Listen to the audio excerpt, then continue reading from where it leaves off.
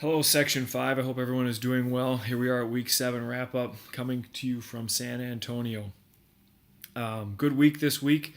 A lot of good discussion again on some topics that maybe not all of us have a ton of experience in, but hopefully we all were able to gain some things that we could. So we're going to start with just a quick review of what we did again, like we have done in the past with the weekly readings. The sin article, the thing that we want to take away from that, and I know some of you didn't comment on it and it wasn't part of the discussion, but I think it is an important article because diabetes is rampant, and the vast majority of the patients that I see have diabetes, and I work with a more socioeconomically depressed population, but I do know that diabetes is coming into your clinic and needs to be in the back of your mind, and we need to be looking at people's feet and we need to be screening. And so while the article wasn't specifically mentioned in the discussions, I do think I want to just again point out the importance of it. Don't discount our ability to properly screen these people. Screening is key to help them drop the risk and severity. We need to be making sure that we're checking feet because there's lots of things that we can offer these patients if we find things that we can prevent. Again, downstream issues are always a big deal. The Cleveland article, moving on to that one, manual therapy wins out over home exercise. I think the really important thing that the important point that they were trying to make here was that manual therapy has value in acute injuries. I saw a couple of comments where people were talking about that they had not used manipulation for acute injuries or were reluctant to perhaps, but this was a convincing article that would help them integrate it more into their clinical practice. And I think that that's the whole purpose of this article, was to get people to think that manipulation for acute injuries is a good thing. And ultimately it showed that from a chronicity standpoint or reoccurrence standpoint, it reduced those in the manual therapy group over the home exercise group. So I think that that's again important to take in. Whether that was coincidence or the direct result of manual therapy, it's hard to know. But the key is that they dropped their pain significantly and they did it early, and that allowed them to get moving faster. And perhaps that really is the key to reducing that rate of reoccurrence. The Osborne and Rizzo ankle rehab article, the takeaways in my mind was that it's a multi-treatment approach that works, and that they talk about taping lasting a very short period of time, and that maybe an ankle orthoses with the moderate to severe sprains for 6 months might be not a bad idea, and that's something that we should consider. I certainly don't use a lot of orthoses, but perhaps it's something I need to consider with those moderate to severe sprains. The shoe article, a lot of people commented that they don't treat this, don't get that opportunity very often, but certainly some things can be gleaned from that. The postoperative care of the hallux valgus is beneficial from what we do from a physical therapy standpoint. The gait training, focusing on weight shifting, re-education really play an important role. The manual therapy was effective with these patients. Again, another example of the effects of manual therapy on an acute injury, especially somebody who's post-surgical, where we may be reluctant to do that. It demonstrates a fairly big effect. And I posted this in the Dropbox, and I commented on a few people in regarding to the appendix. If you guys got a chance to go back and read the appendix in regards to what they were doing from an exercise standpoint and how they kind of laid out the gait training program, I thought that was kind of interesting, and how they progressed the gait training and what they emphasized. If you didn't get a chance to look at that, I would highly recommend it, and that they use both concentric and eccentric exercises. We keep coming back to that concentric, eccentric, the concepts of strengthening the peroneus longus, really important.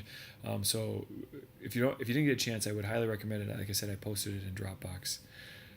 So this week I entitled kind of some of the things that I saw in all of the sections, just kind of good conversation. I always like to find those things that I think are real pearls, if you will. Ken points out the importance of mobilizing the great toe with evaluating the foot for lower extremity dysfunction.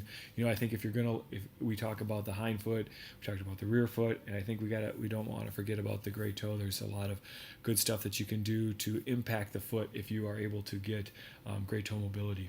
Casey recognized the importance of gait training component in the shoe article via the appendix, like I had already talked about. She honed in on that right away. I like that. Stephanie has a great point in regards to end range of motion by having, this was great, women walk around in heels. She said she had picked that up from a podiatrist. I thought that was very ingenious if they can tolerate that in the house, for short periods of time to kind of self-mobilize, gradually increasing, I'm assuming, their tolerance to that by walking around for longer periods of time. I thought that was kind of a clever idea. In regards to the ankle information, the acute ankle sprains, Meredith, Hallie, and Aaron had a great discussion about their progression of flat-out ankle sprains and the importance of manual therapy with acute ankles, balance, and proprioception with the chronic. I thought that was good how typically the more chronic patient, they certainly can use manual therapy to their benefit, but oftentimes we find that it's weakness, in this case balance, proprioception with those chronic ones, and more manual therapy with the acute, get the pain down, and then add those things. I like that discussion. Jess and Payal raised some.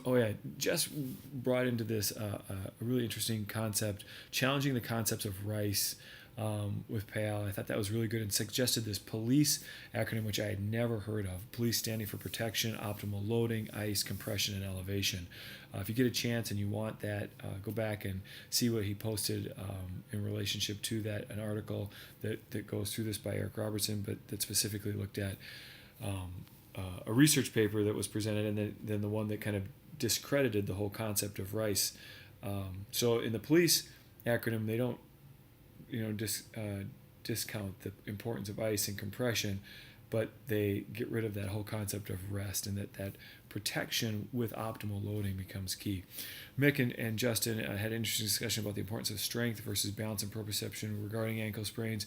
What is more important? We cannot forget the importance of strengthening in these people, and that is a key, and that balance and proprioception is only part of what we need to be looking at. I like that. That was good, guys. Okay, as we move on to week 8, don't forget. So I had said I wanted the group projects done by Sunday, before you go to bed, so to speak. It does state in the week 8 directions that they're due noon on Monday, which is fine. So noon on Monday. I've already gotten one from Bravo. Thank you. Nice work, guys. And monitor. It's your job to monitor the activities. And also to participate in discussion in other groups, reading how they work through it, asking questions about the differences, kind of comparing the differences between what your group decided versus what another group did. You are not required this week to post feedback for your peers this week. So in the general questions that you'll get in regards to the required readings, you do not have to engage in discussion. You simply have to answer the questions. The discussion part comes within the group projects. And the topic for week 8 is age-related conditions and stress reactions. In regards to grading for group projects, I am going to be asking the group leads to be sending me some, just to give me an idea of how everyone participated. If you feel like you want to send me some information about your group, extra from the group lead, that's certainly fine. I certainly will take any information I can gather, because while I can certainly grade the content, I don't know how the whole thing went down. So if there's anything you'd like to convey to me, that's certainly okay by me. Again, this is the last week, so let's finish strong, continue to participate at a high level. If there's any questions about the group projects or you're running into any barriers, please let me know as soon as you can. Otherwise, we'll see you for the last week 8 wrap up as we wind down this course. So see you in a week, guys. Keep up the good work, and this is it. This is one more week, and then we're done. Take good care.